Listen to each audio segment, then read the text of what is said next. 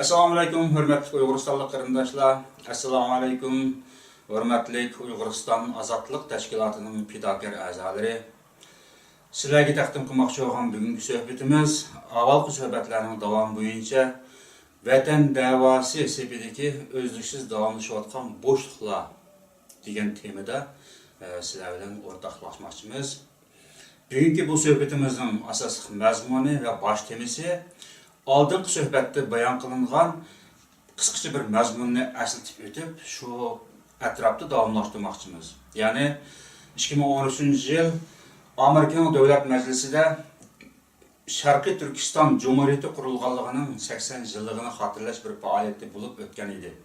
Bu fəaliyyətin axırki yepiliş nutqida Rabiya Qadir xanım sözləyən 2 minutluq qısqaça bir söhbət var.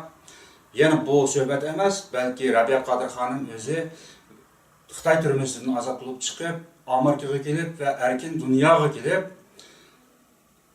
Şərqi Türkistan davasının qanunluq vəkili ornuğa rəsmi təşkil cəhətdən gəlgəndən keyin özünün tatqan cəfa müşəqqətləri, əziyyətləri doğrusunda qismən ixcham qılıb kiçik bir şikayət sözləyən oldu.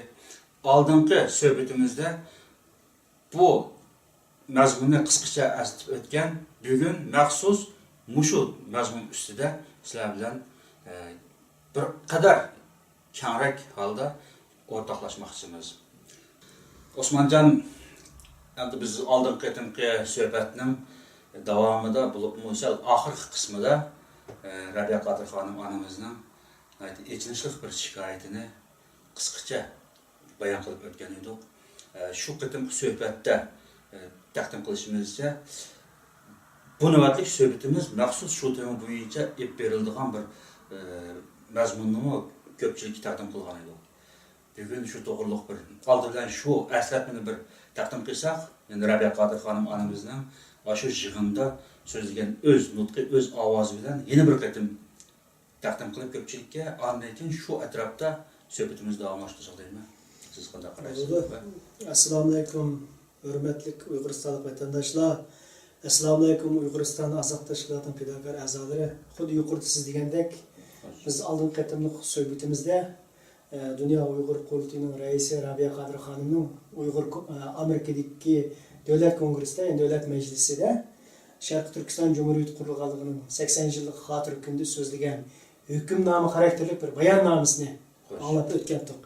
Endi bu qaramakka 2 minut davamlaşqandek, 2 minutun içigiti tügüyen bir bayannamada qılğan bilan bunun içinden nurg'ulg'an tarixiy sirlarning ushunib yotganligini siyosiy jihatdan biraz sezgir insanlarımız, siyasi faaliyetçilerimizden hemisi sizelaydı.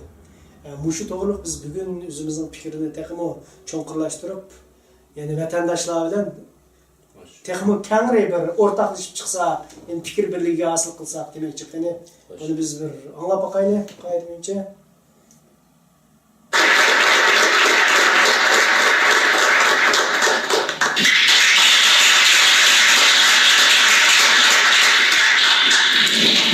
Olsa ahırkı bir qancha minutlar qoldi. Ahırkı bugünkü yig'inimizning hamda xulolasini Rabiya xanım, bizning ma'naviyatimiz, siyosiy liderimiz ham ahırkı 2 minutni Rabiya xanım so'zi bilan xulosalamoqchi.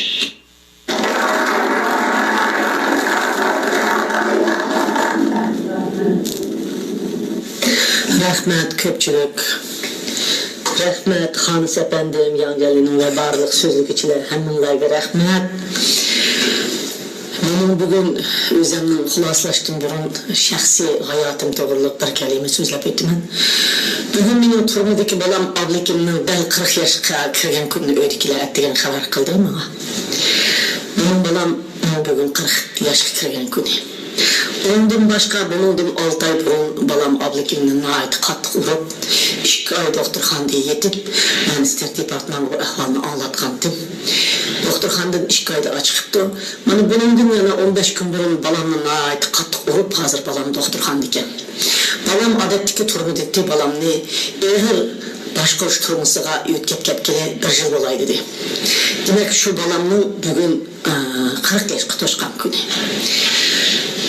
Şundaq 40 bin adam Xitay turmusida günahsız 40 ming yoshdan yetayotganligini biz ishki materiallarda munosabatli o'rinlar bilan aloqalashib oldik. Mening farzandimdek, xuddi oblikimdek 40 minglik odam hozir turmida yetyapti. Hem shuningdek minglarcha onalarni zorlab yig'layotdi, bolalari yo'qolib ketyapti.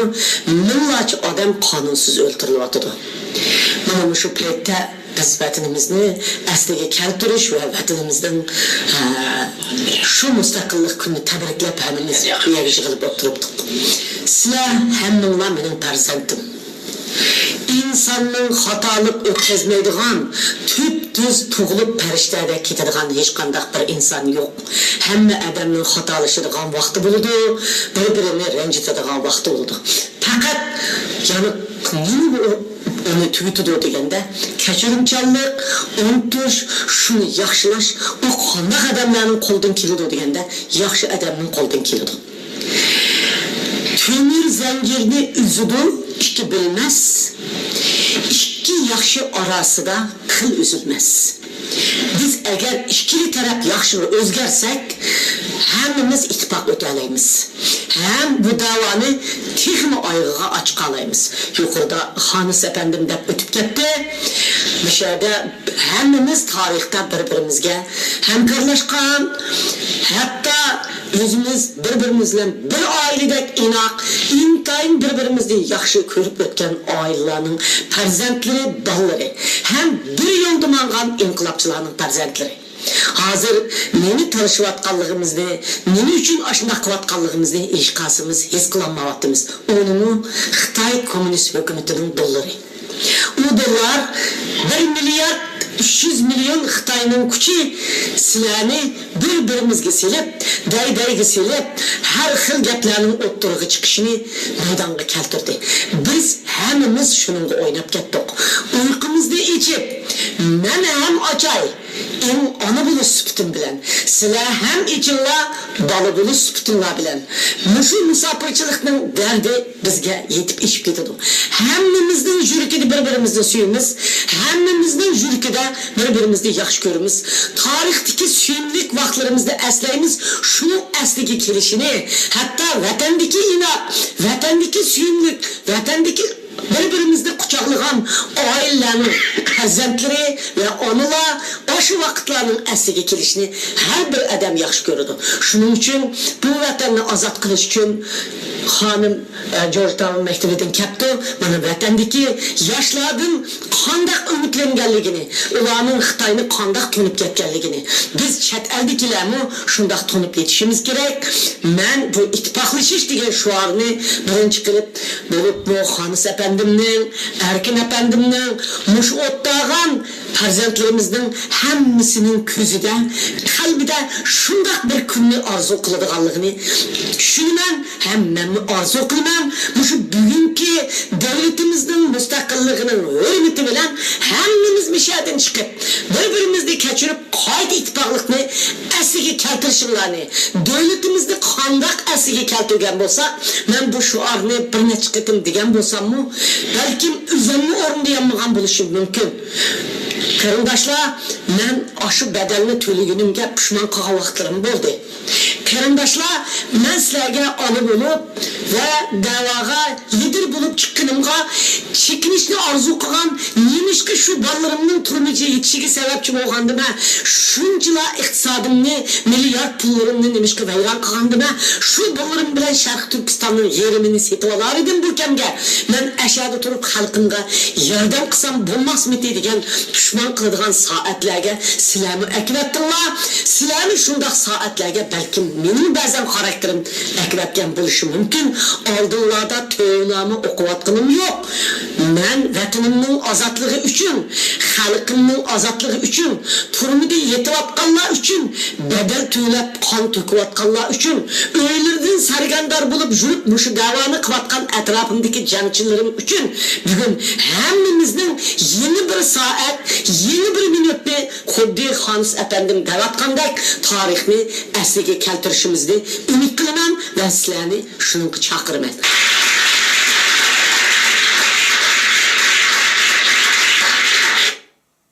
Xo'sh. Endi Buni yaxshi yana bir qatam eslab o'tdik. Ko'pchilikmi, yana bizning shu suhbatimizga daxil bo'lgan ekran orqali bu suhbatni anglaydigan qarindoshlarımızmı albatta buning qandaq bir nutq ekanligini tushunmaydigan kishi yo'q. Bo'libmi vatan sirtida men umumiy avom xalqini ko'z tutmoqchi emas. Faqat vatan davosi sepida mayli qandaq tashkiloti bo'lsin, cho'ng tashkilot, kichik tashkiloti bo'lsin, mayli tashkilsiz harakat qilayotgan, erkin faoliyat qilayotgan shaxslar bo'lsin, Rabia Qadir Xonim onamizning bu nutqining qandaq bir sharoitda so'zlanganligini ve beshidan qaysi kun o'tganligini albatta tushunib yetalaydi. Endi ma'naki nurg'un tarafidan yig'i ta'sir qilgan joylari bor bu nutqning. Oxirgi so'zlarda aytilgan bir so'z pushaymon xarakterli. Muşu davaga men nima uchun lider bo'lganda men nima uchun bolalarimni o'sha bola qazoni qo'yib va o'shundoq balani terib mol mulkimdan ayrilib mush ishga aralashgan dema degan bu pushmon qilish, g'alati kelish bu odatdagi bir masala emas. Agar Rabia Qadir Xonimdan boshqa bir kishilar bo'lgan bo'lsa, balki vatanning ichida shunchalik badal to'limigan, turmada yetib uzun yillar mal mülküden ayrılıp, evlatlarının bexatarlik hayatını kurban kılıp, müşunda bir bedel tölemegen şahs bo'lgan bo'lsa albatta 100 qitimlab chekinib bo'lardi. Pushman qildi ham deb so'zlab o'ldirmay, amlikda ala bundaq narsani deb tashlab ketish mumkin edi. O shu holatga kelganlarmi shuni kutgan. Biz mushundaq tarafdan qistisaq, axir bir kun portlab chiqib bunu qabul qilib bo'lamay tashlab atadi degan maqsad qilgan. Endi bu yerda meni shundoq pushmon qilish holatiga aytyaptinglar degani Rabia Qadir Xonimimizniki. Nimani ko'z tutdi masalan? Buni bir oz oshkora sharhlashimiz kerak. Bo'libmi mushu vatan davosi sepida harakat qilayotgan dunyoning erkin davlatlarining har qaysi rayonlaridagi faoliyat qilayotgan kishilar buni bilish kerak. Bilib shu bilishning taqozosi bo'yicha özlediğim azraq bir hayat murda dektumay, bunun bir harakat bo'lish kerak, inkos bildirish kerak. Buni sizce mesela bir azraq yani isim beğenmesakmi, azraq bir belgiler bilan ayta olsakmi shuni? Kimlar shu? Yani meniki deydiğim uçuq aşkarlam şu arlıqda mesela Rabia Qadir Xonim onamiz 2005-yili 3. ayının 17. günü türmeden çıktı, Amerika'da geldi. Ondan keyin 7. ayda Germaniyanın München şehriga kelib ko'pchiliklar yuz ko'rishdi. Bu chaqda München shahriga yig'ilgan jamoatlar nihoyatda qizg'in qarshi elib, "Voy, siz bizga rahbar bo'lib turinglar."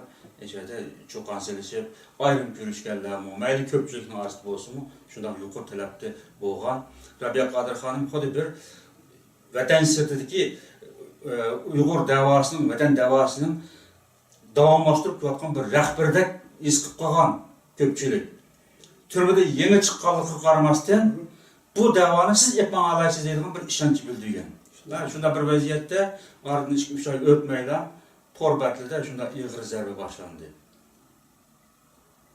Masalan, ismini bersak, shu vaqtdagi Masharak.com degan Torbatda, Uyg'ur Amerikan Torbetida nihoyatda tanqid başlanğanda Rabia Qadir Xonim bir vezipiga o'ltirib, ma'lum bir xatolik o'tkazgan chaq emas. Masalan, xatolik o'tkazdi desakmi, o chaqda bir vezipiga kelmagan, xatolik o'tkazish ehtimolimi yo'q. Bo'lmagan bir ishdi. Shunda zarba berilgan. Shunga qaramasdan axir Münkenga kelib 2006-yil qancha ayda bo'ldi bu qurultayning shu vaqtdagi sayli 2006-yilda 10-oyning 26 kuni bo'ldi. Shu vaqtda ko'pchilikning vakillarining qizg'in qo'llashi bilan Dunyo qurultayiga rais bo'lib saylandi. Shu rais bo'lib saylanish jarayonida, shu vazif taqsim qilinayotgan jarayonda Dunyo Uyg'ur qurultayining ishxonasiga Urumchilik Akmuraylik Anchantning xodimlari telefon qilib bu telefonning ham ajoyib sirliqda. Rabia Qodir xonim shu ishxonada bor ekanligini Urumchida o'tib anchantindagi xodimlar bilayotgan narsa u. Tasodifiy telefon qilish ish emas. Rabia Qodir xonim maxsus ulab turib telefonni, agar sen bu ishga aralashsang, bizga o'zaqli turmada bergan va'dalaringga, Beijingda chet elga chiqish oldi aeroportda bergan va'dalaringga amal qilmaysan. Bizni olda, ya'ni bizga qarshi harakat qilgan bo'lsang, ko'nglimni ko'rsatamiz, bolalarim bizning qo'limizda, mol-mulkni musodir qilamiz deb shunchalik tahdid solgan. Anamiz monarxiya jasoratlik, aql farosat bilan javob berib, qo'rqmasdan u vazifani ustiga olgan. Shuning jazosiga ikki o'g'lini uzun muddatli qamoq jazosi hukm qildi Xitoylar. Mol-mulkni musodir qildi. Uning bilan to'xtab qolmasdan maxsus torbatilda andan keyin g'aybat, shikoyat boshlandi. Masalan, biz jinoyati aql egalari ajdodlarimiz uzoq hayot tajribasidan o'tgan aqliya natijalarini bizga qoldirgan so'zlar, masalan, yotning yondan o'tadi, tuqqanning jondan o'tadi degan o'xshash, endi Xitoyning qilganlari, Xitoyning solgan zulmi, u Xitoy dushman ochiq oshkora. Uning zulmi tabiiy, o zulmni soldi. Shu zulmni soldiganligini bilib turib, o shundoq azoblaydi olganini bilib turib, bu yo'lga kirgan ekan, ya'ni idiot tayyorlik bilan kirgan ekan, o'ninki zulmini uni bardosh qilib berish albatta u ham balki uning qarshilik tavlanib texmi kuchlanish, ro'yi jihatdan texmi jasoratlanish o tabiiy ahvol. Bir inqilob qilayotgan, kurash qilayotgan shaxs uchun. Ammo o'zining atrofida parvonada yurgan odamlarning kelsa bu kim ekanligini bilib olmasa, masalan, yoshirin holda to'qmushli tomdan keyin turib, beqimdan pichoq urib, sirtiq pichoq urib, mushundoq zarb bergan chog'da albatta ruhiy sunudi, ezildi. Agar o shu qadar badal to'lanmagan bo'lsa, albatta tashlatish mumkin-di. Ammo mushu da'vo uchun men shunchalik badal to'lagan ekanman. Bu bir turkum chuprandi g'olchilarning, lalmi ishlarning qavoq to'qmushlarda bunda ruhiy azob berishi bu tabiiy ahvol. Bu bir dushman degan pozitsiya bilan davomlashtirib mongdi. Ammo bu haqiqiy nutqning o'zida hamda buni ichiga singdirib bo'lolmay bir qatim sirtqa uchiq oshkora to'kib tashladi bu dard alamni. Shunda qandaylik nutq jarayoni bir gap bor. Bu yerda sizni yaxshi sharhlab o'tdingiz. Yotning yondan yutibdi, tuqqanning jondan yutibdi degan bir ota-bobomizning davomlashib kelayotgan bir aqliy so'zi bor edi. Demak, xonim odamiz shu o'zining nutqida aytibdi, hatto mushu da'vodan voz kechib tashlab berdigan vaqtimi yetdi edi. Bu gap eng oxiri, ya'ni mushni deyishga majbur bo'layotganda amal yo'q, eg'izdan chiqqan gap. Demak, bu tuqqanning yonidan o'tganligicha bu. Agar bu Xitoyning mushtaq qilayotganligini, Xitoyning mushtaq qilganligini Rabia Qodir odamiz 2006-yil 10-26-yil qurultayida Dünya Uyghur Qurultayının reislik saylagan vaqtda Xitoyning telefon orqali degan shu vaqtda mesela shu yandagi odamlar orqali biz keyin qurultayning to'rbat xabarlar orqali buni angladik mesela. Shu chog'ning o'zida Xitoyda agar qurultay raisi bo'lsam, deb nurg'un tahdidlarni solganligi ma'lum. Xitoyning tahdid solganligi Rabia Qodir xonim onimiz uni bilgili. Buning tabiiyati o'zgarmaydiganini bilgili. Ammo bu 8 yil o'tgandan keyin Amerikadagi Oqsaroyda bu gapning takrorlanishi, demak 8 yildan buyon o Xitoyning Rabia Qodir xonimga telefon orqali zulm emas, shu atrofidagi hozir biz odatki turmush tilimiz bo'yicha aytayotgan tuqqanlar, amaliyoti siyosiy til bilan aytayotganda da'vo ichiga yushirgan Xitoyning birinchi nomerli g'olchilari başdan oyoq Rabia Qodir xonimninki da'vo yo'lida xizmatni ravon elib berishini to'sqin qilgan yeri bor. Masalan, mushu darajada to'sqinlik bo'lmasa, bu so'z nereden chiqadi? Bu meniki, ya'ni bu so'zga qarata men har qatim, ya'ni buni bir qancha qatim angladim men. Yana takror pat anglab turadim shu. Maxsus shu ayrim nutqini oxirini anglab turadim, muloyiz qilmayman-ku buni kelimasini. Ben har qatim anglaganimcha bir yangilik bir tuyg'u paydo bo'ldi.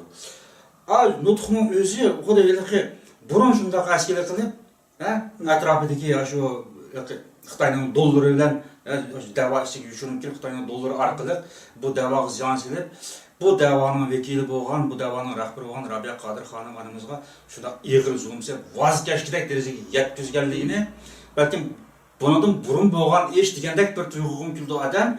Ama moşu sözlewatkan naq meydanның özüdimi? Kel moşu kunigacha, aşu saat minutluqcha davamlaşayotganligi yana bundan his qilindi. Qadar desiniz, agar bundan burun bu o'tgan ishlagan bo'lsa, bu nutqni so'zlayotgan bu yig'in jarayonida, bu mezgilida undaq bir vaziyat, kayfiyat bo'lmagan bo'lsa, buni albatta takrorlab, bundaq bir jaronglik, urug'liq nutq bilan so'zlab o'tirmaydi. O'tib ketgan narsani o 5-dan o'tgan nurg'un azob kulbatlar, to'rbatilda jillab, to'xtamay tanqid qilib, qilgan o'niga hech qachon dod degani yo'q masalan. O'tirib chiqib, men mundaq azoblayotdi deb dod degani yo'q. U hamsiga bardosh bergan masalan. Mushu davoni qilib mingilib olsak, biz natija yoritib olsak, bunachiki hasad qo'llar olamdi, Xitoyning g'alchilari olamdi, hammasi oxiri insofga kelib, yaxshi bir odam bo'lib ketishi mumkin deb o'ylagan bo'lg'iydi. Ammo aytishlariga qaragan chaqda oldingi qitimga bir suhbatlarning qisman nasraq deb o'tib ketgan esimda bor. Enede'den beriyotgan maxsus iqtisodni rasmiy to'xtatganmiz. Rabia Qadir xonimga beriyotgan. Hozirgacha chet el, ya'ni 2005-yildan boshlab Uyg'ur Amerikan jamiyatiga yillik maosh beriyotgan. 2006-yildan boshlab Rabia Qadir xonim aramizdanki Demokratiya fondi jamiyatiga beriyotgan va Dünya Uyghur Qurultayının Münxendagi ishxonasi va sekretarisiga beriyotgan. 2007-yildan boshlab Shvetsiyadagi Xalqaro Uyg'ur qalamkashlar jamiyatiga beriyotgan pullarga mush vatan sirtidagi hozirgacha Uyg'urlarga oid 4 tashkilot Enede'dan maosh elib, yordam elib, iqtisod yordam bilan faoliyat qilayotganligi edi. Ammo bo'libmi o'tgan yilning oxiridan boshlab Rabia Qadir xonimga Enede'dan bir qancha qatim ogohlantirish kelib, agar siz o'zingizni o'ngishmasangiz, tuzatmasangiz, Sharqiy Turkiston davosi yo'lidagi istilimizni, atrofimizdagi kishilarga bo'lgan muomalamizni o'zgartirib, siz demokratik bir usulga, demokratik iqlimga kirmasangiz, bu iqtisod to'xtatildi deb tahdid solgan bir qancha qatim. Tahdid emas, ya'ni ogohlantirish. Men yaqinda anglashimcha, bu pulni to'xtatgani rostga. Ona endi yani men Rabia Qadir xonim bilan uchiq bevosita bir aloqam yo'q, o'zim bu ketdi. Telefon aloqam yo'q edi. Ma'lum bir telefon aloqa qilsak, atrofda ko'z quloqlar bo'ldi Rabia Qadir xonim onamizning ishxonalaridan ba'zi qadamlar. Masalan biz meyada o'tirib men telefon qilib hol so'rasam, ayada o'tirib, "Voy Rabia Qadir xonimga mundaq falon yerdan telefon keldi. O Rabia Qadir xonim uni mundaq narsani zakaz qildi" deb balki o'z erkinligimiz bilan so'zlagan suhbatlar, o'z ixtiyorimiz bilan ma'lum zururiyat bilan yozilgan materiallarni Rabia Qadir xonim zakaz qildi, faloncha telefon qilib aloqalashganda munda ig'vo taqilganlarmi bor ekan. O shularni nazarda tutib, shunda telefon qilgan bo'lsa-mi, telefon qilmay aloqam yo'q. Asli bir telefon bilan aniqlab rost to'xtatgan rasmo desak, buni aniq chiqadigan gap, uni men xotirjam so'zlaymiz, manchujgini bu maoshni, yordamni to'xtatdi deb so'zlay oldik. Endi undaq bir aloqani biz qilmagan bo'lg'achqa hozirgacha mening aniq yana bir kaskinimam yo'q, ammo nihoyatda ishonchli takror kishilarning aytishicha o pulni to'xtatgan rostga.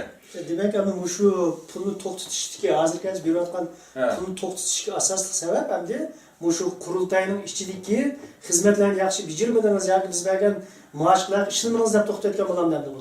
Shunday bo'ldi. Bu qadar desangiz, bu pulning berilishi asosli bütün dünyada, bütün dünya boyunca mesela, dünya boyunca demokratiyani algı sürüş. Uyg'urlarning şu dünyanın bir qismi bo'lganda ekan, Uyg'urlar ichidimi bu demokratiyani qanot yaydirish. Xitoyning şu dünyanın ichida bo'lganda ekan, Xitoyning davlat siyosiy tuzumlarini, sistemini o'zgartirish uchunmi Uyg'urlarning kuch chiqarishi degandek nurg'un shartlar bor ekan bu ishda. Xo'sh. Endi shunda bo'lgan chaqda albatta bu pulni elib xizmat qilayotganlarning o'zi oldi bilan o'zini shu Ene'de talab qilgan bo'yicha demokratik prinsipga uyg'unlashtirish kerak. Shu o'lchamga o'zi tushishi lozim. Ondan keyin o'zi tushgandan keyin uning ifodasi qanday bo'ldi? Atrofidagilar bilan bo'lgan muomalada, tashkiliy munosabatlarda, masalan, tashkilot ichi va sirtidagi umumiy muomalada Aşı enede belgilegen, yani talep qilgan prinsip loyihalarga, planlarga uygun buluş gerek ya. Endi agar şunun uygun bo'lmagan chog'da albatta o shartga to'shmagan bo'ldi, pulni to'xtatdi mesela. Endi Rabia Qodir xonim manimizniki bu aslida shu pulni teg'imi aslab elib o pulni ishlatishga eng haqli, eng layoqatli. Endi qanday qilish kerak masalan? O pulni olgandan keyin, yilda bir qancha qatim ommaviy faoliyat o'tkazib, u yoq bu yoqlardan yig'ib, odamlarni to'plab, yig'ini uyushtirib, uni bir leksiya so'zlab, professorlarni masalan inglizlarni yarqil, professordan odamlarni mutaxassislarni leksiya so'zlatib, u yerda o'ltirgan kechasi yoki tomosha qilib, uxlamay kunduz qoraytab o'ltirganlarga faoliyat qilish uchun emas u. Unda qilsa bo'lamdi masalan, Ondan keyin Vatan davası bu hareketine canlılık devletliği verip bu Rabia Qodir xonimga o'xshash aşında qanat yaydırmay öz yaşayotgan dairede uyun tamaşa qilib, kishilarni to'plab yilda bir qancha qatim faoliyat o'tkazib, mojna tarqab ketish kerakmidi? Enedening talebi bu emas. Enede herkes o'zlarining ijtimoiy faoliyatini qilib, yilda bir qatim Noro'z, yilda bir qatim nima qildik, kadrlarni tarbiyalaydigan balandisini yig'ib, uning bilan emas. Bu Uyghur aldılan bütün Uyghur milletinin ong seviyesini östürüş. Yani demokratiyalaştırış diyen yapılmaz ya, Xitayning hükümranlığı boysundan qıpırış diyen yapılmaz. Aşu demokratik prinsip boyunca can ketsin canını bir alaydıgan, mal ketsin malını bir alaydıgan. Mesela Ukrayna'da demokratiya üçün qancha adam öldü mesela. Avvalgi zalim diktator Rus'tan qilib qolgan hükümranını ağdırıp, demokratik bir erkin Ukrayna'ya tüzümünü yolu koyuş için azatlık meydanında yüzlüyen adam ölüp gitti bir qancha kunlik namoyishda. Ularninki u yerda qilgan faoliyati, masalan, hukumat binosiga qilgan hujumlari, ko'chada o't yoqib soqchilarga, askarlarga, bexatarlik huquqchi xodimlarga qilgan ularning zo'ravonliklari, tosh etib bütün ko'chadagi toshlarni qo'mir olib Falastinliklarga o'xshash bu toshlarni etib bashadi, zo'ravonlik qildi. Uni hech kim demokratiyaga xilof bir faoliyat demadi, Demokratiya uchun qurban berdi. Bugun Amerikaning tashqi ishlar ministri, davlat ishlar John Kerry'ning o'zi bugun shu maydonda shu demokratiya uchun qurban berganlarning xotirasiga gul taqdim qildi, atirgul qo'ydi. Ashada duo politika qatnashdi masalan. Demokratiya degan gap mayli mustamlikchi bo'lsin, mayli diktator bo'lsin, o bir hukmronga juga shumshoq bo'ysunib, tip-tinish sirq yashash degan gap emas.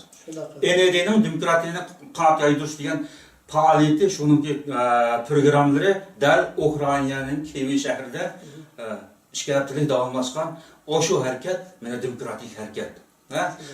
Yana Uyg'urlarmi dal shunday talab qilindi. O pulni elib, millionlagan pulni elib hashlab, bularning o'zi jannat baqsin, ishxonasini ijozasini to'lasin, u yoq bu yoqqa berib, aeroplanda uchib berib, yig'ilib qatnashib, vaqtni mana o'tkazsin emas. O'z xalqini, shu vatan davosida qatnashgan tashkilotlarning rahbarlarini, davlatli faoliyat qilayotganlarning sarxillarni yig'ib akilib, demokratik tushunchani bularga singdirish degan. Yani tekrar deylikki, demokratik tushunchani qabul qildirishning o'zi Xitoy yo'qolsin demaslik lozim deganlik emas. Xitoyning mayli kommunizm hokimiyati bo'lsin, mayli demokratiya bir hokimiyati bo'lsin, uningga shartsiz bo'ysunib, juga shunchaq yashashni o'rgatish deganlik emas. Ya'ni bu demokratiyani qanot yaydirish uchun, aminlashtirish uchun jon ketsa jonni bera oladigan, qon ketsa qonni bera oladigan, malga to'g'ri kelgan malni bera oladigan, shunda taqtirdigan odam tarbiyalash degan gap. Endi qo'pib Rabia Qodir xonim buning nariga xilof masalan. O'zi rahbarlik qilgan tashkilotning ichida odamlarga o'lti qop deydigan huquq yo'qmi? Topshirgan vazifani ijro qilmayotgan chog'ning o'zida, ijro qilmasligini ijro qilmaslikdan sirt to'sqinlik qilgan bir paytning o'zida sen mana bunday qilsam bo'lmaydi deb buningga mayli telefon orqali, mayli yuz ko'rishganda bo'lsin, uni qo'polga qilib ma'lum ogohlantirish berishning o'zi demokratiyaga xilofmi masalan? Bu yerda bir nayta sirliq o'yin bor. Sirliq o'yin bor. Mushunda cheqishtiraversa, o enedening o'zi masalan bu Uyg'ur emas, Uyg'urchani bilmaydi, ular Uyg'urning aslida nima bo'layotganligini bilmaydi. töp-töplep xat yazıversa, telefon qilaversa, davlatdan o'ylamagan yerdan fikr beraversa, Rabia Qodir xonim bu demokratiyani o'zi qabul qilmaydi, demokratiyaga uyg'un emas buniki da'vo stili deb bundaq shikoyatni qilgan chig'ida ular albatta amalsiz o'zining prinsipiga uyg'un ish qildi ular. Shunday. O'zining prinsipi bo'yicha o iqtisod yordamini to'xtatdi. Mushu iqtisod yordamini to'xtatganning o'zimi yani Rabia Qodir xonimning mushu da'vodan voz kechib ketganligi, voz kechish darajada pushmon qilganligining ma'lum bir sabab bo'lishi mumkin. Buning uchun shunday bu o'layotgan, qirilayotgan ashada begona, ya'ni toplam o'ltirilayotgan, ommaviy o'ltirilayotgan bir xalqning da'vosini qilaman deb qon yig'lab, aram ammasdan davlatligiga uchib yurib, shunchalik faoliyat qilayotgan chog'da, da'vo qilib ko'z yosh to'kayotgan chog'ning o'zida bu ma'noga yo'l to'sgandan keyin iqtisod degandan keyin, ya'ni siyosat, iqtisod ikkisi ikki qo'lda ma'nogan narsa, iqtisodni olgan siyosat mavjud bo'lmaydi. Endi buni yo'lni to'sgan chog'da albatta bu nima demak endi bunga? Bu shu voz kechgan darajaga yetganligi shu. Yo'qa o'tgan yil, 2009-yil, 2010-yil, 2007-yil menga zulm silib sizlar meni azoblab Xitoyning dollarining kuchi bilan meni voz kechtiryaptimi degan emas. O shu nutq so'zlayotgan minutqichilik Xitoyning dollarining kuchi bilan menga sizlar zulm silyapsizlar. Bundan keyin bunday qilmay yaxshi o'taylik deyaptini. Men uni ashunday tushundim meni. Buni qayta anglash kerak. Har qatam anglagan chog'da odam bir xil yeni bir tushunchaga keladi. Endi bu masalan shu Enidini Rabia Qodir xonim berayotgan pulni to'xtatishning o'zi bayatı siz degandek, masalan uning ichidagi masalan Enididagi odamlar bir Uyg'ur emas. Enididagi odamlar masalan u Dünya Uyghur Kurultu'nun içindeki yoki Uyghur davasından shug'ullanayotgan siyosiy faoliyatchilarning ichidagi konkret ishni bilmaydi. Ammo NDDga arz qilib, Rabia Qodir xonim demokratik usul bo'yicha bir tashkilot boshqarmadi, demokratiya prinsiplariga amal qilmadi degan mushu bo'xtonni otib, yetkazayotgan yoki shunday shaklda NDDga bu so'zni yetkazganlar dal bayatin Rabia Qodir xonim degandek 80 yillik faoliyatda aytgandek şu sözün ise yani şu dereceki bağlılığını yani vazgeçtirişte yani şu derecede rezillik kılmaktalığı da bu insanların mesela. Yani şu etraftaki siyasi faaliyetçilerden demekçi benim de bu en ahirki mesela davadan toxtutuş yani davadan çükündürüş usulüydü bunlar mesela. Dikkat kılsanız, 2006 yılı 10. ayın 26. günü telefon bilen qo'rqatgan Xitoy. Lekin uningdan tortib tam 8 yil bo'lganlikda Xitoyninki vositalik usuli bilan qo'llangan, ya'ni vosit selib turib, xonimga to'xtatgan yo'liga o'rik olgan, ya'ni xizmatlarini davomli yaxshi elib berishga to'sqinlik qilgan ishlar ko'p misol bo'lib o'tdi masalan. Bu shu ba'zan bunu bir vaqt o'qibdim.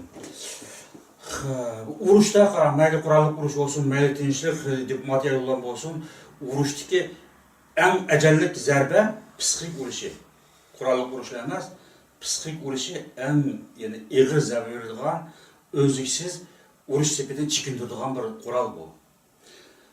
Endi turbatlarda uzun yillab to'xtamay zarba berildi. Her xil ismlar bilan kirib, masalan, vatning o'rgan turbatni olaylik. Vatning o'rgining qurilgan vaqti shunchaki sirliq vaqtga to'g'ri kelganda to'xtab qolgan chog'im shunda bir sirliq vaqtga to'g'ri kelib to'xtab qoldi bu turbat. Ya'ni 2009-yil 3-oyda qurilgan bu turbat. Dal shu vaqtdan boshlab bu turbatniki nihoyatda yaxshi elib qolgan taraflari bor masalan. Ba'zi kitoblar, vatanda nashr qilingan kitoblarni maxsus to'g'ri qo'yilgan. Bu kitobning o'qig'il kimning cho'lisi yo'q. Unda tom kitoblarni lekin o'qig'il vaqtmi yo'q chet elda. Bu naytı yaxshi bir taraz qilingan bir taraflari bor turbatning. Odamlarning yuziga qiziqtirdi. Ammo odamlar doim udul chirib, doim munosabat qilib turadigan o'rin bor. Munozir maydoni.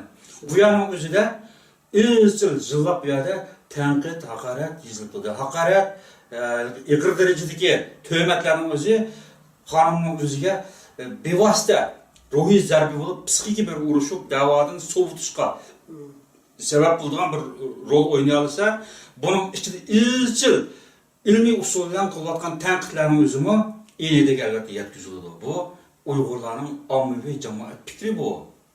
Ya'ni bir qancha odam emas, mana turli odamlarniki o'tirib qo'yayotgan fikrda u yerga yetkazdi bu g'alchilar masalan, ha? Turli g'alchilar bor. Maxsus vaqt chiqib tarjima qiladigan, balki Xitoyning dollarini aşağıya ishlatganda, ha? Maxsus tarjimon belgilar. Ondan keyin o'zi rahbarlik qilgan bu qurultayning ichidagi dunyoning haqqosiyatidagi vakillari ulamo qog'ozga imzo qo'yib uqmaslikda masalan, ba'zan g'alchilarning topshirgan tizimliklariga imzo qo'yganda balki. Yaxshi ish qilmoqchimiz, eneda yo'llaydigan material temani imzo qo'yganda, imzo qo'yganda, anashimcha 200 dagi odamningki imzosini yetkazganmish eneda va Rabiya Qodir xonimning ustidan shikoyat qilib, u abam degandek demokratiya prinsipi uyg'un emas. O'tgan muloqotlar zamonda.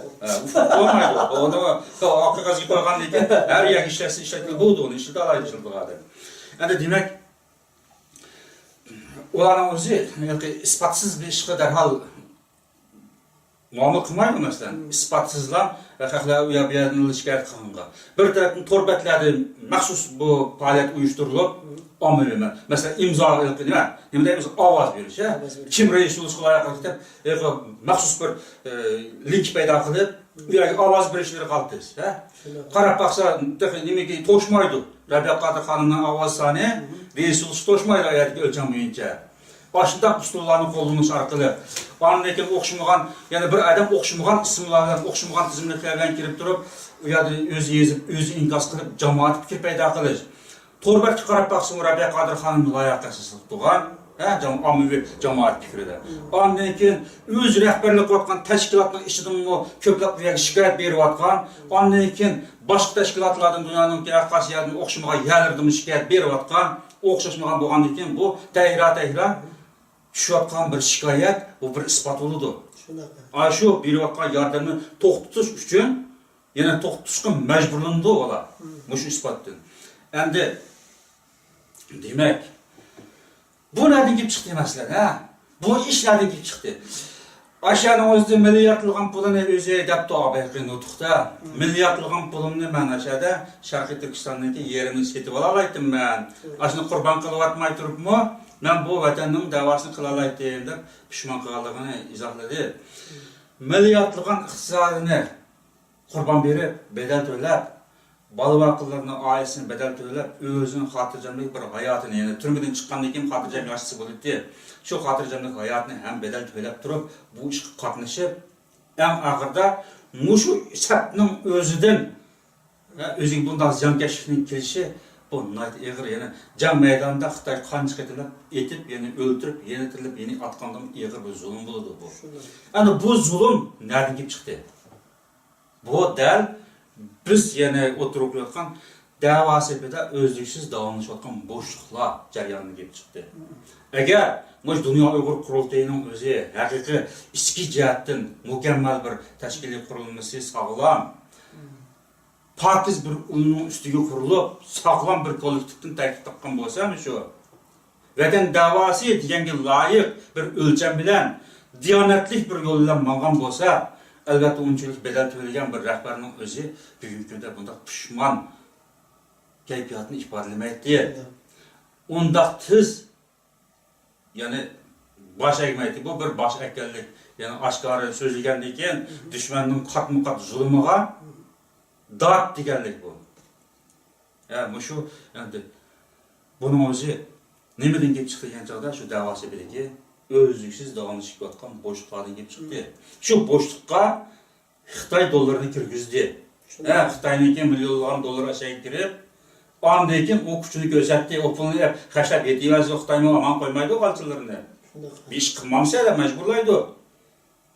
Oxirgi kelib, jami kim tadidan ekan, noyda oz sonniki qorniyat, batniyat, suxanchi, hasadxo'r, g'olchi mijoz va g'olchilarning tufaylidan bir millatning da'vo taqdiri mushundoq palash holatga tushirgan, mushundoq echinish holatga tushirgan ish bo'lsa, endi bu vaqtda vatan da'vosi degan narsaga biz qanday borib yurishga to'g'ri kelamiz masalan. Bu vatanning da'vosini qilgan erkinmi yoki vatan uchun qurbon berayotgan, vatan uchun bedel to'layotganlarning yo'liga o'rik bo'ladigan bir da'vomi bu. ve bunun özünü elbette biz fark etişimiz gerek. Fark etip koyup qarab turganımız bo'lmaydi. Ha, mushu ajab chiqibdi, ha, mushu qalchilar, o Xitoyning qalchilari ajab chiqibdi deb bunda o'tkaz bo'lmaydi.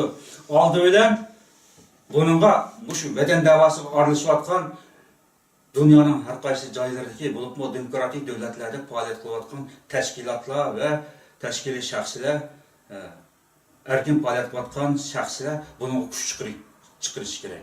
Buni o'nglash uchun bir kishilik to'ppisini qo'shish kerak. Bunda tashlab qo'yish bo'lmaydi. Bir o'chum odamning o'zi bu millatning taqdirini bunda xohlagancha o'ynash bo'lmaydi. O'nglash kerak buni. Endi mushuni biz hozir keyinchi bo'lgan vaqtlarda nurg'un chog'da tashabbus qildik. Ya'ni mushu Yaponiyada 4-qatimli qurultay echilishining oldidami xabaringizni oldin qatimli suhbatimizda dedik, yana mushu qurultayda bir tashkilot apparatining tartibga solinishi to'g'riliq o'zimizning ko'z qarash fikrlarini so'zlab o'tgan. Ya'ni bu hozirgi mushu bo'layotgan mush qurultayning ichidagi Rabiya Qodir xonimga to'sqinlik qilayotgan, o'g'ri qo'layotgan kishilarningki kimlar ekanligini, yana siyosiy faoliyat qilayotgan odamlarning to'lis biladi. Bu bilmaydigan yer emas. Biladi, ammo bilib turib, nima uchun buningga bir ochiq oshkora pozitsiya bildirib, ochiq oshkora meclisni kirib chiqib, nima qilyapsa to'xtat demaydi. Bularni qo'rqitgan zam nima masalan? Nima uchun bu yerda shunday bir qo'rqinch bir ahvol shakllanganki, yana hamma odam biladigan ajoyib sirliq maxfiyatlik bor. Hammasi biladi, ko'zini ichi qarab turib biladi bu yerda bo'layotgan ishlarni, ammo yana bu ishning oldini olishga yoki harakat qilishga shunday bir qo'rqinch bor. Yani bu adamlar qo'rqitgan kuch qaysi? Bayatin Rabiya Qodir xonim o'zini nutqidimi debdi masalan. Yana balalarini yiqilib urib 40 yoshga to'lgan kunda. Demak, bu yerda Rabiya Qodir xonimning balalarini shu 2006-yilda 10-26 kundan boshlab turma olgan kundan boshlab qanday bo'ra kelib shu taqdis sanayotgan bo'lsa, yana bu chetdan siyosiy faoliyat qilayotgan odamlarmi, yana bir qismlarni ma'lum usul bilan, ma'lum shakl bilan bu Xitoyni go'ra kelib, vatan guruhchilarni bularni qurultayning ichida bo'lsin, mayli da'vo sepida bo'lsin, mushunchalar dushmanlik qilayotgan odamlarni bilib tursinmi, so'zlayolmaydigan yoki ko'rib tursinmi, uning e'tirozini bildirmaydigan, hatto kerak bo'lsa, shuni xizmat qilgan yo'llarni men ketganda bir ro'yxat shakllantirib chiqadi masalan. Ben bu şeyde hazır bir fikrini izah etmem geldi. Rabiya Qodir xonim hanımız Gollandiya gibi qurultayning bir icra etmesi yig'ini chaqirgan bir şey oldu o'sha vaqtda. Shunaqa. Shu oldingi qatim suhbatimizda buni bir qisqacha bir deb o'tib ketdik. Shu vaqtning o'zida Rabiya Qodir xonim hanımız yig'inning ekilish nutqida bir jarang so'zildi. Shu so'zdan azroq bir jumla naql qilsam men, bu qatim bizniki mening bu safarim, meniki Yevropa safarim, bizning bu yerga to'plashishimiz da'vosi bilan o'zining shaxsiy demesi üçün şahsi arzusu, şahsi menfaatini aldığım uğrunu koyup durup davağı ziyan sevatkallarını süpürüp tazalaş için bir yer toplandık dedi. Şuna mı? Yani o yerde bir kor jıkılı bulup, o yerde ahırlaştı, kişiye pokudu, Münih'ini davammışlığın buldu bu jıkın. Münih'ini davammışlığın çağıda derim o şeyinde bir yerde hazır diyişik doğru geldi bu yapı. Asla nakıl keltiriş gerek, onu diyiş gerek. Bu ne yani ki, emeden bildiğin bir mahfiyetlik. Hazır bunun soğutup vardı mesela, şu ortak meselesindeki. Yani bu Rabiya Qodir xonim ayada bir qatim oldinini bildiryapti ko'pchilikka. Bu tozlaymiz dedi. Pokkuning aylanib yurib Belgiyaga bordi, u yerdan aylanib Yevropa parlamentida faoliyat qildi. Myunxenga keldi. Myunxenga kelgandan keyin bu yerda bir jamoat uchrashish o'tkazmaymiz deb qurultayniki zalida uchrash o'tkazdi shu vaqtda siz qatnashib ketgansiz azroq bir qismiga. Myunxendagi jamoatlar uchrashishmi yoki o qurultayning ichidagi vazifali xodimlarning ichki yig'inimi ortishib ketgan bir narsa. Shu maydonning o'zida bir talaysizning birisi kirib kelib qashadi qalaymigan vaziyat tug'dirib, masalan, Dumbayga qashadi tayoq yeb, noat ig'ir bir vahimalik bir vaziyat shakllandi. Bu vaziyat Rabiya Qodir xonimning Gollandiyada so'zlagan yiliqi nutqiga berilgan ogohlantirishmi? Sen tozlaymadimi? Tozlaydig'ini biz mayada mana Digini mi andı o? O helik iş kaçan bir teşkilatla arlaşmaydıgan neyse ayakip dayaklayan balının özü. Teşkil işine arlaşmaydı, iş faaliyeti yakın gelmeydi o. Şu da bir jüridigan adam, o gün suyaga tuzuksuz bir kirip kalgan gel. kirib bu yerdagi bo'layotgan mojaroga aralashib, endi bu agar bu qurultayning ichki yig'ini bo'lsa, u aralashamaydi yani. Ama jamoat bilan uchrashishlayotgan bo'lgandan keyin qiziq bir kayfiyat ashaydi, shu vaziyat. Jamoat bilan uchrashish bo'lsa, qanday qildi qurultayning yig'inini ichib berdi. Qurultayning ichidagi odamlarniki ustidan shikoyat qilib, va palani bu kunning xudni chaqchaq qildi. O'shunda tilga og'ilmaydigan bir döyüzlik masalani o'tirib qo'yishadi. Ashna bir nachar bir axloqsiz kayfiyatni o'tirib chiqarib, shundan bo'lgan majra. Agar qurultayning ichki yig'ini bo'lsa, ko'pchilik kelib bu yerda nish qiladi. Agar jamoatlar uchrashishga ish bo'lsa, qurultayning u yerdagi odamlarning ustidan shikoyat etilib, u yig'in nima qildi u yerda. Shunda bir-biriga kirishib ketgan bir vaziyatki, bu ajoyib bir sirliq masala. Men shunda o'yladim, buni ko'p qatim o'ylandim. Rabiya Qodir xonim ayolning o bir aytganchalik poytaydi-da. Ha. Onu hem de kılamıdı-ku, tazap süpüramay ketdi-ku xonim. Ayada o'tirib, o gapni aytdi, seni davatdi. Tazlaymiz dedi.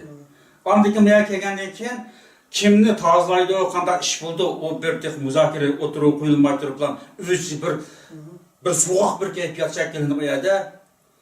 Yelqidek axloqsiz gaplar bilan boshqaga to'ymat choplagandek vaziyat bo'lgandan keyin o tayoq yegan talaychisining o'zi u yerga juqunib kirib, begorim beka o'rtoqmak qildiganlarning tishiq tegib qo'ygan gapda. Şunu olarlar tayoq yedig'ini nima yalga deb shuni gumburlab uni urgan bo'ldi. Umum kayfiyatdan qarasangiz, aniq ayaga kirib belki zo'talik qilganiga boshqalar chidab bo'lmay urib qo'ydi deymiz mesela. Umum kayfiyatni aytgan chog'da. Ammo buni tigi taklifini aytgan chog'da tozlaydig'ini sen mikansa biz mikanmiz degan bir javob bu. O kuni men shu yig'ini batimga masalan, men yarım soat baldir shu yig'inning qarori bo'yicha sirtqa, ya'ni azroq ishi bilan chiqib ketgan. Ameliyat o kuni siz degandek bayataqi bir qilgan bo'lgan birisi uni ichiga kirib shunday bir qalayimqa vaziyat shakllantirmagan bo'lsa, ameliyat ashadaq bir vaziyatning, ashadaq bir qalayimqanchiq terishningki bir shapsi bu seziklikda yoki ro'yhona kayfiyatchi masalan. Masalan, yarım soat burun, 50 minut burun şu Gollandiyaning Amsterdamga yig'inga borgan 6-7si yani dunyo ijroiya komitetining a'zolari degan şu 6-7 odam şu yig'inga kelib yani ayetki yig'ini biz rad qilamiz, inkos qilamiz. Gollandiyadagi yig'ini biz inkor qilamiz. Aşağı uch ashkara to'plam ko'tarilgan. Bu 45 minut, 50 minut burun qurultay nishonasi bo'layotgan gap. Bu nima degan gap? Gollandiyada Amsterdamda e'lonlangan ijroiya komitetining yig'ini bu yerga 6 odam buni biz rad qilamiz deb anlam qachon u yerda bir qandaqdir bir siz bilgilolmagan bir jo'daninki tayyorligini bilan tayyorlab qo'ygan. Yani eğer bu bir şarait hazırlap bo'lgan. Hozir bu demoqchi bo'lganimizdan qaragan chog'da o talaychining o'zi u yoki zo'talik qilmasmi, yana boshqa bir usullardan bir majra chiqdi. O 100% bu talaysiz u kuni u yerga kirmagan bo'lsa, ashunda bir urtoqmaq oqitini shakllantiruvchi bir ashta muhitni yaratib qo'ygan. Chunki ayadi birisi mayda bir endi tilga aqlima arzimaygan birisi masalan Rabiya Qodir xonning oldida ochiq oshkora masalan Rabiya Qodir xonning to'g'ri sezgan dastan to'g'risi so'zlab ketdi masalan. Buni nima qo'ydi?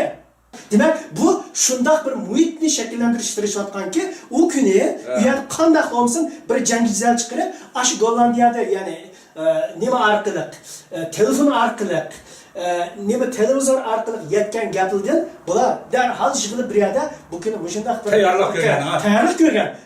Mushundaq bir oqibatning yuz berish ehtimolini biz baldir sezgachga masalan sizmi bir taxminan 10 kun burun telefonda Rabiya Qodir xonni kammaslik shunga Yevropaning kammaslik kerak. Nima uchun bular bir qurultayning raisi Tokioda o'zi saylagan bir rais yig'in ochiman desa oldin ala o'zining bormaydiganligini tarafda uchur taqib u yig'inga qarshiligini bildirib mındaq bir masalan siyosiy jihatdan o'qituvchilik emas bu.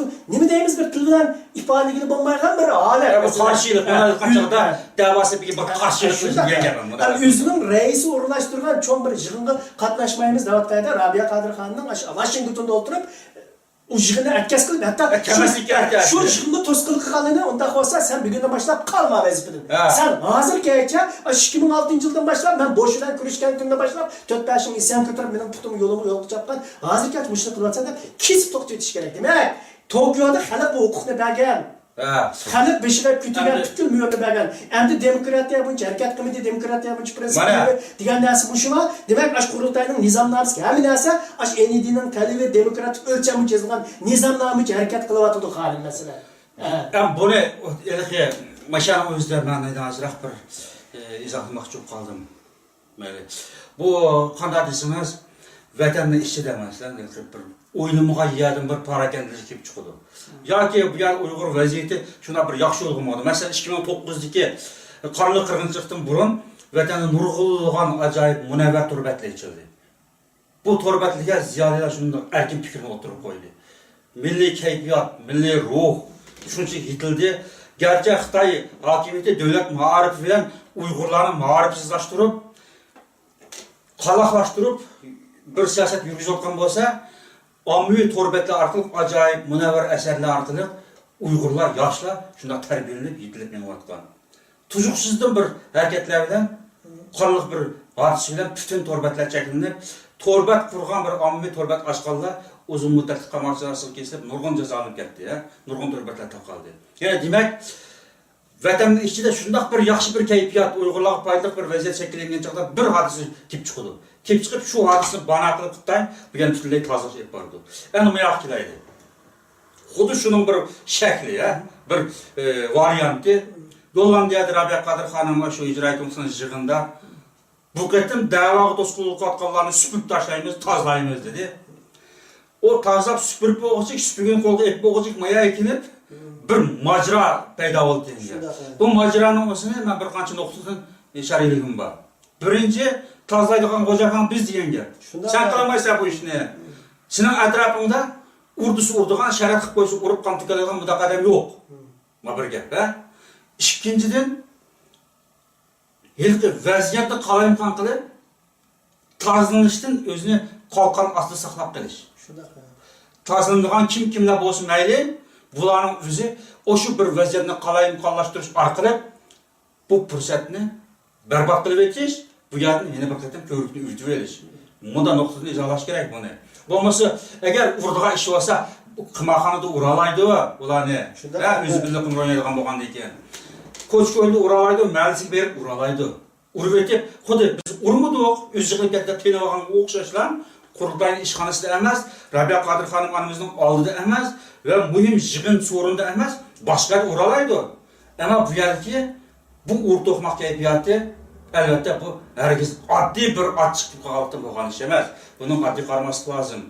Ya'ni taqas qilish lozim, sezgirlik bilan ish qilish lozim. Bundan keyingi harakat faoliyatida ibrat olish kerak. Mush bo'lgan har bir besayotgan qadimimiz, har bir yashayotgan kunimiz tarix.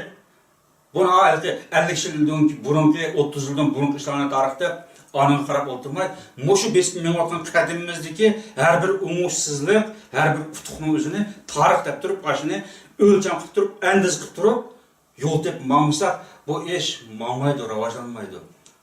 Shundoq, shu kuni men shu yerga ro'yxat qarab, o keyin uqdimmi men chiqib ketgan o'rtoqlar bo'lganligini. Bugun bu yerda yamanchang cho'ng bir qaslash ofatining yuz berganligini, ashadagi odamlarning ro'yxatiga, ya'ni shu masalan sirtida qurultay desa, Rabiya Qadir xonim desa, ajoyib hurmatli odamlar agar shu manzilni ichida o'tirib shu yerda ko'rsa, Rabiya Qadir xonim qilinayotgan hurmatsizlikni, adabsizlikni ko'rib, shu odamni o'zi juda chiqirdi masalan. Sirtdan bir da'voga o'zining bir so'yginini barlig'ini atayotgan bir odam, manzilda bir shuncha badal qilayotgan bir lider qilinayotgan haqoratni ko'rib, demak, har tarafdan qarab, ashar bir xil urush kayfiyati yaratish. Shu urush kayfiyati orqali, ya'ni o'ziningki bu yerda nihoyat kuchli bir odam ekanligini, o'zining hamishni qila oladiganligini Rabiya Qadir xonimga bildirib qo'yish edi. Ammo nihoyat afsus bu bundaq oddiy tugmay, hozir mana buni butkul olam shu bilib, hatto biz da'vo qilib g'arb altimiz demayotgan g'arbning yurigi olgan bir davlatning qonunlarida mana o'zaro gaz chiqib yurdi. Uyg'ur uchun nima degan sharmandachilik? Bu da'voni bundaq qilib aytganda ayizda Rabiya Qadir xonning iqtisodini to'sib, da'voda mangdigan bunday yo'lni to'sish. Maysa qonun organlari orqali da'voning yuzini to'kish. Mana bu Xitoyningki qurultayning bir ishxonasida shunday bo'ldi degan ekan bu. Endi bu gapmi bu qanday masalan bu da'voga bir yordam qiladigan, igi chiqadigan bir davlat bo'lsa-mi kelgusida bu tarixni bu narsa analiz qiladi. Bu qadar safasiz odamlarga qanday muomala qildi masalan. To'g'ri. Endi bugungi suhbatimizmi oxirlashib qoldi dedi Osmonjon. Bugun mana yetarlik bu vaqtda izoh beramiz deb qarayman. Qanday bo'lmasin azroq aydınlaştırishga tirishdik. İnşallah bundan keyingi suhbatdimi, yani shu suhbatniki davomini elib borsak, yana xalqimiz, bo'lib man xalqimiz degan chig'imizda olim xalqni ko'z tutmoqchi emas. Shu ayam deb o'tgandek, yani da'vo sebida mayli cho'ng kichik tashkilot bo'lsin, qanday yerda bo'lsin, da'vo sebida Xitoy bizning dushmanimiz, Sharqiy Turkiston yoki Uyg'uriston bizning vatanimiz, u yerda biz mustaqil davlat qurishimiz kerak deb bir orzusi bor odam bu ishga qiziq muomala qilish kerak. Endi bu nuqtada sizniki azroq bir yig'inchoqlaydigan fikriniz bo'lsa, o'tirib qo'ysangiz. Albatta, endi bugungi suhbatlarimizni yetarlik tushuntirishga tirishdik. Bu yani Xitoydan iborat bu mustamlikchi dushmanga taqobil turish uchun bu da'vogarlarimizni, ya'ni liderlarimizni yolg'iz tutib qo'ymasligimiz kerak-ku. Ayni vaqtda o'zida shu yolg'izlikdan, ya'ni o'zini qo'llaydigan kuchlarningki xabarsiz qilishidan, sharoit to'liq pishib bitilmaganligidan bu da'vo, ya'ni shu chog'dagi inqilob ishlarimiz qanchalik ziyon uchragan bo'lsa, bugungi kundami bu aynan narsa takrorlanyapti. Bu degandek hamda shu Rabiya Qadirxonning oxirgi nutqi Uyg'ur xalqi uchun nacha diqqat qilsa, nacha cho'chinish bir nutqchi aslida. Bu ajoyib cho'ng bir Xitoyning dollarini elib turib, bizga dushmanlik qilayotgan odamlar aramizda bor degan gap, bu demak bu da'voni dushman, ya'ni Xitoy egallab bo'ldi degan gap. Kontrol qilib bo'lgan. Endi bu narsa tozlanmay turib, bu jasuslar, bu g'alchilar yo'qtilmay turib, yana mushu shaklda davomlashtiramiz yoki mangdu desa, buni anglagan, yana azroq siyosatni sezgirlik va insonlarimiz bundan keyingi da'voga yoki bundan keyingi bo'layotgan ko'z oldidagi harakatni hech qaysi ishonmaydi. Chunki buni xoinlar qilyapti. Chunki bu xoinlar harakati, vatan da'vo harakati emas, xoinlarning jon beqish uchun qilayotgan shakl o'zgargan bir da'vo, yana da'vo Xitoyning o'tib ketdi deb, yana bu bir nuqtada haqiqiy siyosiy markaz yig'ish, haqiqiy siyosiy kuch shakllantirish uchun bu odamlarga nisbatan qiyin tushdi. Shunga hamda inshaalloh albatta Rabiya Qadirxonim o'zining nutqida debdi, bu noat kuchli bir taraf. Bu bir ikki odam emas, bu taraf bir guruh. Yani kendi Xitoydek bir cho'ng davlat va dollarni elib, Xitoyning puli bilan harakat qilayotgan ajoyib cho'ng guruh. Endi bu guruhga albatta Rabiya Qadirxonim o'zining qo'lidan kelishcha hozirgacha yang qo'l sunsi yang ichida deb bu qo'lning sunganligini hozirgacha bildirmagan. Endi bu qo'l sunib ketdi. Endi bu qo'lni davolash kerak. Bu davolanmay bu sungan qo'l bilan da'voning bundan keyingi taraqqiyotiga bir umid bilan qarash odamni dilg'ul qiladi demoqchiman. Yaxshi izoh berdingiz. Ko'pchilikka rahmat, qarindoshlar. Bundaq vaqt o'tib ketmaydi. Hayot unchalik uzun emas. Bizdan bu da'vo tozlanmay turib, bundaq pokizlanmay turib, ya'ni soxta, qatmal bir iqlimimizni keyingilarga miros qilib qolmasin. To'lagan badalga tushishlik bu da'voga ega bo'laylik. Ya'ni badal to'lagan emas, bizning vatanning oylig'imiz birinchi eng cho'ng badal. Mayli chet elda bu da'voninki siyosiy tashkiliy qatlamlarga aralashaylik, mayli aralashmaylik. Vatandan ayrilib chiqib, Xitoyning hukmronligini men qabul qilmayman deb erkin dunyoga chiqishning o'zi shu eng cho'ng badal. Shundoq bir badalni to'lashga jur'at qilgan ekanmiz. Albatta bu da'voning sepini tozalab, pokizlab, kunimizdagi taraqqiyoti va kunimizdagi mavjudligini kafolat qilaylik. Bizden keyin qoldiganlarimi, ya'ni bizden keyin bu da'voga ega bo'ldiganlarimi albatta bir dog'dan pokiz bir da'vo iqlimini taqdim qilishga tirishaylik. Ko'pchilikning diqqatiga rahmat. Yana bir qatim ko'rishguncha omon bo'linglar. Xayr xo'sh, Allohga omonat qarindoshlar.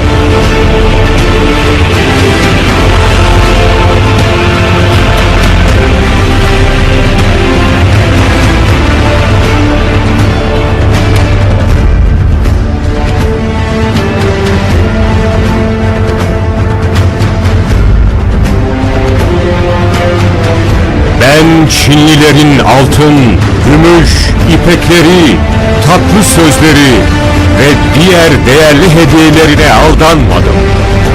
Biz birçok Türklerin onlara aldanıp yok olup gittiklerini ve kulluğa maruz kaldıklarını hiç unutmadık. Ben Allah'ın yardımına sığındım ve ben Türklerin Hakan'ı